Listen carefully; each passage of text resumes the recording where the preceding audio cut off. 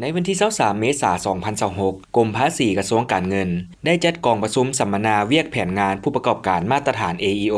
ติดพันกับแขนงการภาครัฐที่เกี่ยวข้องโดยการเป็นประธานของทานวงวันเพ็งภูมิสวรรค์ห้องหัวหน้ากรมภาษีมีบรรดากรมอ้อมข้างกระทรวงการเงินพร้อมด้วยผู้เชี่ยวชาญองค์การใจกล้าประจำกรมภาษีและผู้ประกอบการเข้าร่วมทานวงวันเพ็งภูมิสวรรค์ให้ฮู้ว่าการสัมมนาครั้งนี้มีความหมายและความสำคัญอย่างยิ่งเนื่องจากว่าการอำนวยความสะดวกทางด้านการค้าเป็นปัจจัยพื้นฐานในการขับเคลื่อนเศรษฐกิจของประเทศชาติและเพื่อดึงดูดให้ผู้ประกอบการเข้าร่วมแผนงาน AEO ด้วยความสมัครใจเวียกงานการอำนวยความสะดวกทางด้านภาษีและการค้าเป็นเวียกงานหนึ่งที่ประกอบส่วนเข้าในการขยายตัวของระบบเศรษฐกิจในยุคของการค้าเสรีในปัจจุบันซึ่งสปป.ลาวมีพันธะต่อองค์การการค้าโลกและสากลแผนงานผู้ประกอบการมาตรฐาน AEO เป็นการร่วมมือกันระหว่างภาครัฐและภาคผู้ประกอบการเพื่อยกสูงจัดตั้งปฏิบัติระเบียบกฎหมายรับประกันความปลอดภัยทางด้านการค้าสากลและแนะใส่เพิ่มทวีการอำนวยความสะดวกซึ่งเป็นระเบียบการที่องค์การภาษีโลกสร้างขึ้นในขอบมาตรฐานการรักษาความปลอดภัย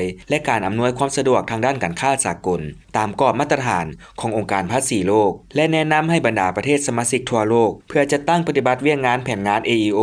ผ่านการจัดตั้งปฏิบัติแผนงานเห็นว่าการขับเคลื่อนเวียกงานผู้ประกอบการมาตรฐาน AEO จะประสบผลสำเร็จจำเป็นต้องอาศัยการร่วมมืออย่างใกล้ชิดและความรับผิดชอบร่วมกันระหว่างภาคส่วนผู้ประกอบการรัฐการภาษีและบรรดาแขนงการรัฐที่เกี่ยวข้องแผนงานผู้ประกอบการมาตรฐาน AEO